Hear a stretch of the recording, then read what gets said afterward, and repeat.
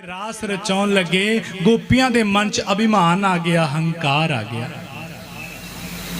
कहंदे जदों गोपियां दे मन दे विच हंकार आया, अभिमान आया कि प्रभु सानू मिल गए, कोई होर प्रभु नू प्राप्त नहीं कर सकदा, असी प्राप्त कर लिया। कहंदे जदों ये हंकार आया, मेरे गोविंद राधा रानी नू लै करके अंतर ध्यान हो गए।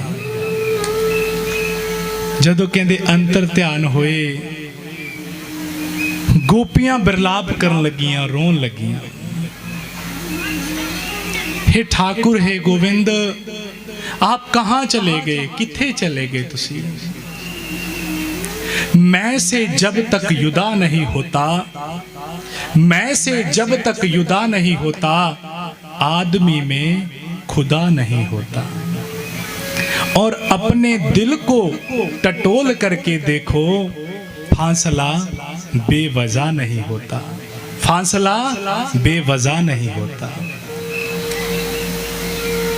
गोपियां बिरलाप कर रही ने, देख रही ने। एक गोपी कहती है, कन्हैया जी इधर नू गए ने, ए देखो घाह दे उपर ठाकुर दे पैरां दे निशान ने। वो रोंदी रोंदी गोपी कहती है, नहीं ठाकुर इधर नहीं, इधर गए ने। एक गोपी कहती है, नहीं ठाकुर इधर नहीं, ठाकुर इस पासे नू गए ने।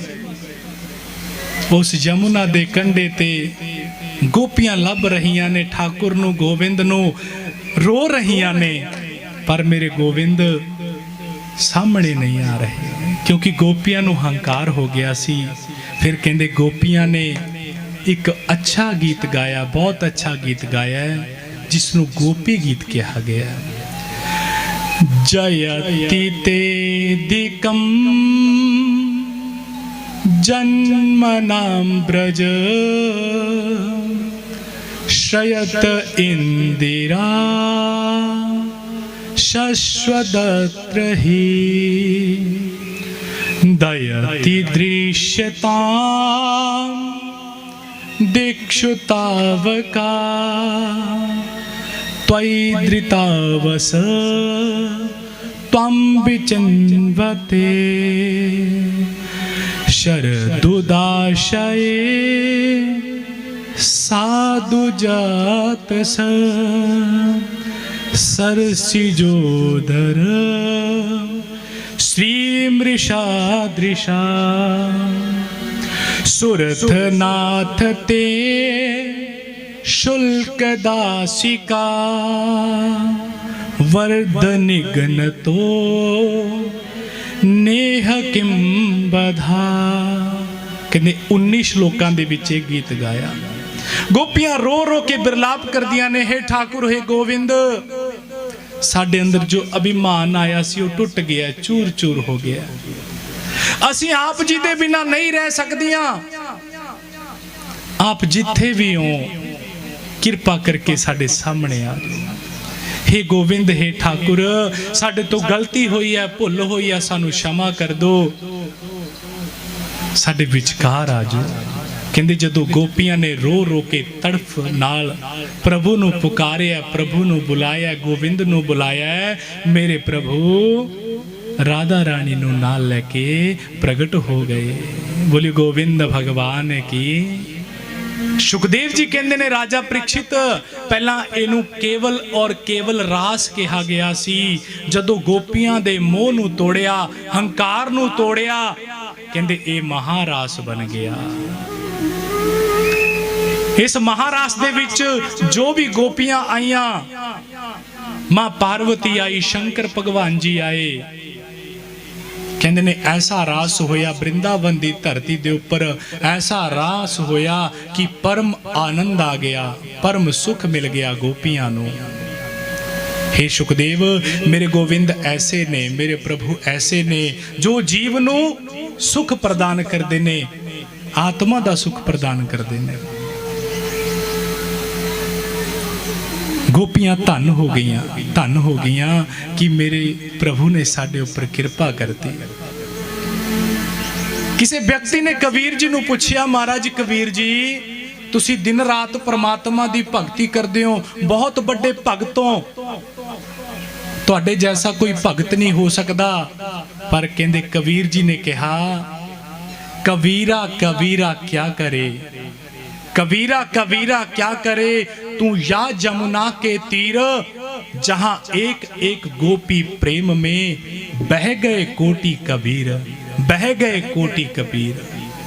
ऐसा गोपियां दे अंदर प्रेम आया, ऐसा गोपियां दे अंदर प्रेम आया कि मेरे गोविंद मेरे ठाकुर ने रास रचाया निधिवन दे विच। अज भी कहंदे ने निधिवन दे अंदर मेरे गोविंद गोपियां दे नाल रास रचाउंदे ने।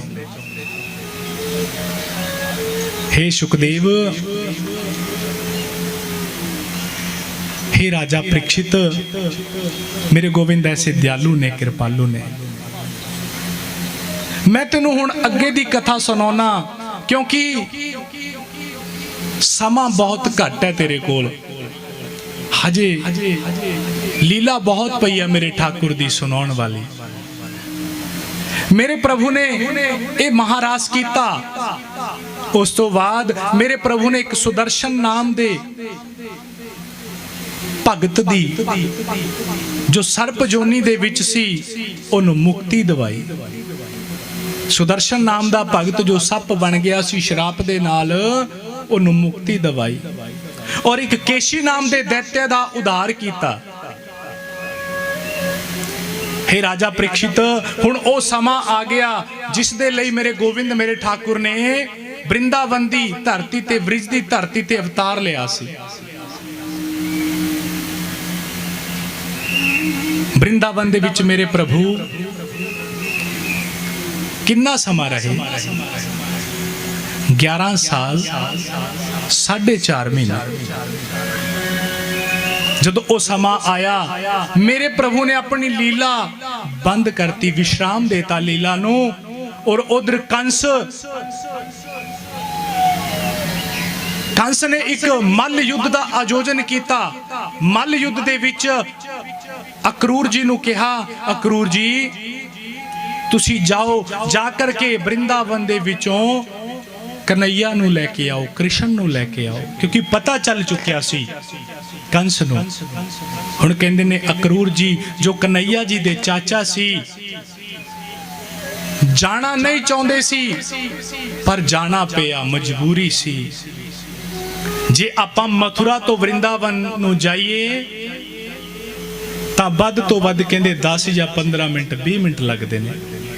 पर जदों अक्रूर चले कन्हैया जी नू लैण दे वास्ते, कहंदे रथ दे विच बैठे ने, रथ दे विच बैठे ने, सोच रहे ने कन्हैया जी बारे, सोचदे सोचदे कहंदे चल रहे ने।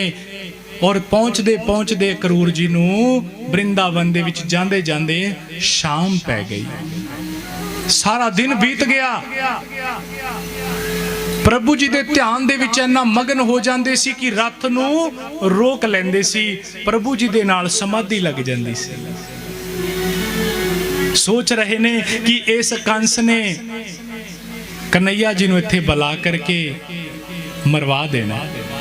पर अक्रूर जी नू ये पता नहीं सी कि वो कृष्ण भगवान ने, वो मरन नहीं आए, उस कंस दा वध करना आए ने।